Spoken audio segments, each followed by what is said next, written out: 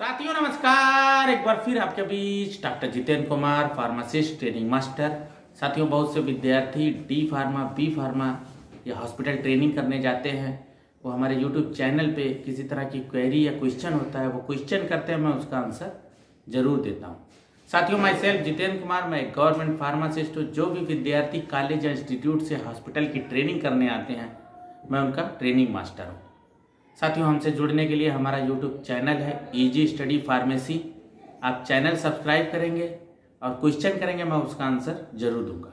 साथियों, एक विद्यार्थी ने क्वेश्चन किया है, डी फार्मा करने के बाद सरकारी अस्पताल में ट्रेनिंग कैसे करें और क्या क्या सिखाया जाता है। साथियों, डी फार्मा सेकेंड ईयर का जैसे ही एग्ज़ाम होता है साथियों, आपको वहाँ से हॉस्पिटल ट्रेनिंग का फॉर्म इशू हो जाएगा 3 सेट और कवरिंग लेटर के साथ। आप तुरंत ही अपने नज़दीकी हॉस्पिटल में या जहाँ पे आपका नेटिव प्लेस है, वहाँ के डिस्ट्रिक्ट हॉस्पिटल में, CSC, PSC, जहाँ पे भी सरकारी अस्पताल है और फार्मासिस्ट की पोस्टिंग है, आप तुरंत जाके मिलें और हॉस्पिटल ट्रेनिंग स्टार्ट कर दें। साथियों, विद्यार्थी ने कहा कि सरकारी अस्पताल में, साथियों क्योंकि उत्तर प्रदेश में प्राइवेट हॉस्पिटल में इसकी ट्रेनिंग नहीं होती है, सरकारी में ही होती है और आपको उसमें ही करना पड़ेगा। जब ट्रेनिंग आपकी कंप्लीट हो जाएगी तभी आपका रजिस्ट्रेशन होगा, PCI में अप्लाई कर पाएंगे, उसके बाद ही रजिस्टर्ड फार्मासिस्ट कहलाएंगे। साथियों, हॉस्पिटल ट्रेनिंग बहुत ही कंपलसरी है जो है रजिस्ट्रेशन के लिए, और 3 मंथ की हॉस्पिटल ट्रेनिंग होती है, 500 आवर्स की ट्रेनिंग होती है साथियों। और ये जो है जहाँ पे CSC, PSC, जिला अस्पताल, महिला जिला अस्पताल, संयुक्त चिकित्सालय, उसके बाद ऑटोनॉमस यूनिवर्सिटी से भी कर सकते हैं, जैसे लखनऊ में किंग जॉर्ज मेडिकल है, लोहिया है, पर वहाँ पे वो कराते नहीं हैं साथियों। इसीलिए जो है यूपी चिकित्सा के अधीन जितनी भी संस्था हैं और जहाँ पे फार्मासिस्ट उपस्थित है, वहाँ से आप हॉस्पिटल ट्रेनिंग कर सकते हैं।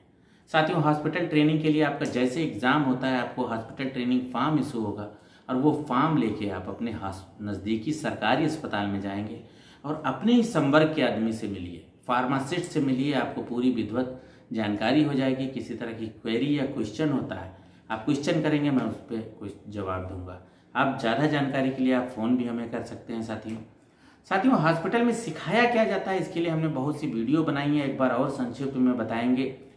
साथियों, हमारे यहाँ इमरजेंसी भी संपादित होती हैं। लगभग 240+ बेड का हॉस्पिटल है, जिसमें सभी तरह की जो है ट्रीटमेंट होती है साथियों, जैसे कि मेडिसिन के भी डॉक्टर बैठते हैं, सर्जरी के भी डॉक्टर बैठते हैं, सर्जन भी बैठते हैं, साथ ही साथ डेंटिस्ट भी हैं, गायनिकोलॉजिस्ट महिला डॉक्टर भी हैं, ऑन्कोलॉजिस्ट, वो ऑप्थेल्मिक डॉक्टर, आँख के भी डॉक्टर हैं, और इसी तरह से जो है डेंटल के भी डॉक्टर हैं, सभी तरह के डॉक्टर हैं साथियों। और TB चेस्ट के भी डॉक्टर हैं, जैसे TB चेस्ट के मरीज आते हैं और इमरजेंसी संपादित होती है।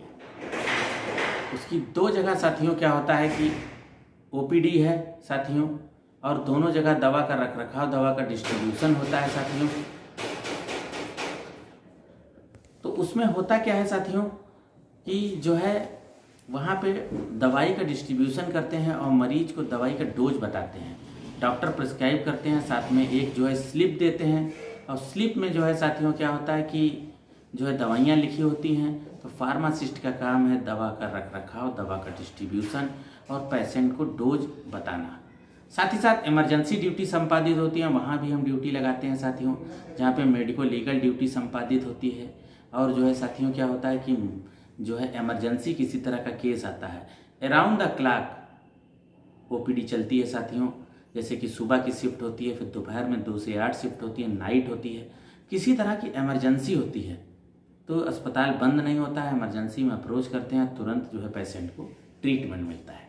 जैसे कि साथियों आज संडे है, आज हमारी 2 to 8 PM, कहने का मतलब है दोपहर की ड्यूटी है। बहुत से विद्यार्थी आए हैं, बहुत से केसेस आए हैं, जैसे डॉग बाइट, कुत्ते का काटा हुआ तुरंत का आया है, उसमें हमने जो है ट्रीटमेंट ड्रेसिंग करी है और इंजेक्शन के लिए सजेस्ट किया है। इमरजेंसी में नहीं है, वो मॉर्निंग में लगेगा, टुमारो मंडे को।